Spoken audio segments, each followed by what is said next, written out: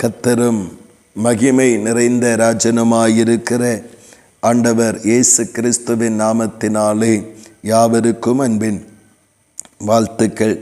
தேவன் தாமே ஒவ்வொருவரையும் இன்னும் அதிகமாக பலப்படுத்தி சகாயம் பண்ணி தம்முடைய நீதியின் கரத்தினால் தாங்குவாராக.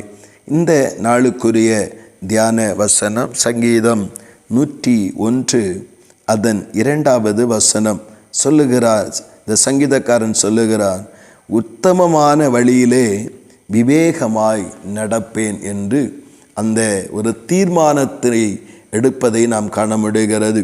இந்த சங்கீத வார்த்தைகளை நாம் வாசிக்கும் பொழுது அதிகமாக தன்னுடைய வாழ்விலே அவன் எடுத்துக்கொள்ள வேண்டிய தீர்மானத்தை சிறப்பாக எடுத்து அதில் உறுதியாய் இருந்து செயல்படுவதை நாம் இங்கே காண முடிகிறது. வாசிக்கும் பொழுது சொல்லுகிறான், நான் நடக்கிற வழி தேவன் எனக்காக ஏற்படுத்தின உத்தமமான வழி என்று சொல்லுகிறான். ஆண்டவர் எனக்காக ஏற்படுத்தின வழி. தாவீது எழுதியிருக்கிற சங்கீதமாக இருக்கிறபடினாலே தாவீதை தன்னுடைய பெற்றோர்களும் சகோதரர்களும் நடத்தின வழிகள் அது கேடான வழிகளாக, பாதுகாப்பற்ற வழிகளாக, அது பயங்கரம் நிறைந்த பாதிப்பு நிறைந்த வழிகளாக மட்டுமல்ல, தனிமை நிறைந்த வழிகளாக, ஏமாற்றம் நிறைந்த வழிகளாக, ஒதுக்கப்பட்ட தாழ்விடங்களிலே கொண்டு செல்லுகிற வழிகளாக காணப்பட்டது. ஆனால் அவன் சொல்லுகிறான், அந்த வழியில் அல்ல, தேவன் எனக்காக ஒரு வழியை வைத்திருக்கிறார். அது உத்தமமான வழியாய் இருக்கிறது, அது செமையான வழியாய் இருக்கிறது. தேவன் நியமித்த வழியிலே நான் நடப்பேன்.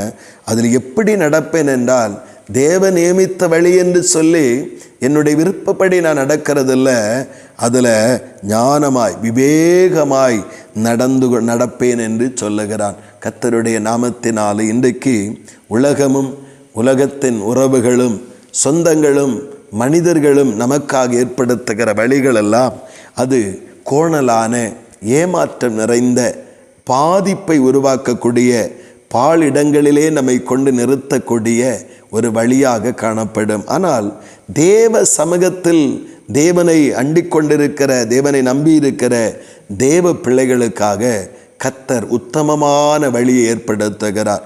ஆரம்பத்தில் தாவீதுக்கு புரிந்திருக்க முடியாது, ஏன் இப்படியெல்லாம் இந்த வழியில் சம்பவிக்கிறது, இப்படியா என்னை நடத்தணும் அப்படி என்றெல்லாம் புலம்பி இருப்பான்.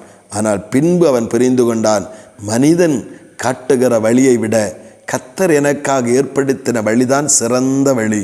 அந்த வழியிலே எப்படி நடப்பேன் என்றால் விவேகத்தோடு நடப்பேன் என்று சொல்லுகிறார்.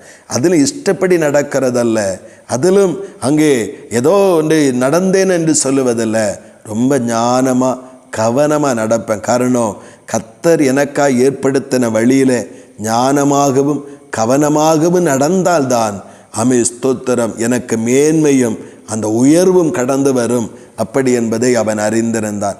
அப்படியே நடக்க ஆரம்பிக்கிறான். நமக்கு தெரியும், ஆடுகளுக்கு பின்னாக சென்று கொண்டிருந்த அவனை கர்த்தர் இஸ்ரவேலின் அரசனாக உயர்த்துவதற்கு காரணம் இதுதான் காரணம். கர்த்தர் நியமித்த வழி என்று சொல்லி மனம் போல நடக்கவில்லை, அதில் விவேகமாய் நடந்து கொண்டான். வேதம் சொல்லுகிறது, தாவீது போன இடத்திலெல்லாம் புத்தியாய் நடந்து கொண்டான். அப்படி என்று கர்த்தர் அவன் அனுப்பின இடத்துல, இருக்கிற இடத்துல, வேலை செய்கிற இடத்துல கர்த்தருடைய பாதை தான். அதனால் ஏதோ செய்தேன் என்று அப்படி அல்ல, விவேகமாய் புத்தியாய் காரியம் நடப்பித்தான்.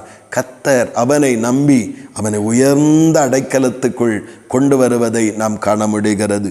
இந்த காலை நேரத்தில் கர்த்தருடைய சமூகத்தில் கர்த்தர் காட்டுகிற, கர்த்தர் நடத்துகிற வழியிலே நடத்த நம்ம ஒப்பு கொடுப்போம். அதோடு கர்த்தர் காட்டுகிற பாதை, கர்த்தர் எனக்கு வச்ச பாதையில் நான் போகிறேன் அப்படி என்று ஏதோ நம்முடைய மன இஷ்டத்தின்படி ஓடுகிறவளாய் அல்ல, அல்லது ஏதோ விருப்பத்தின்படி செய்கிறவளாய் அல்ல, நம்முடைய தேவ கரத்தில் விட்டு கொடுத்து விவேகமாய் நடந்து கொள்வோம் என்றால் கர்த்தருடைய பாதை நம்மை உயர்வான இடத்திலே, மேன்மையான ஸ்தலத்திலே, ஒன்றுமில்லாமையிலிருந்து உன்னதமான ஆசீர்வாதங்களுடைய மகிமையான ஸ்தானத்திலே நம்மை கொண்டு வந்து நிறுத்திவிடும்.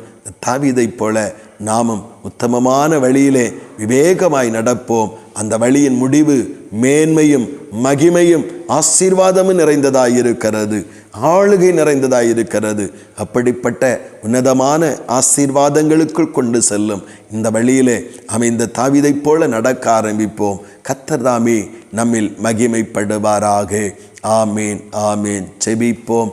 அன்பின் பரலோகத்தின் நல்ல ஆண்டவரே, நல்ல இந்த காலை நேரத்திற்காக உமக்கு ஸ்தோத்திரப்பா.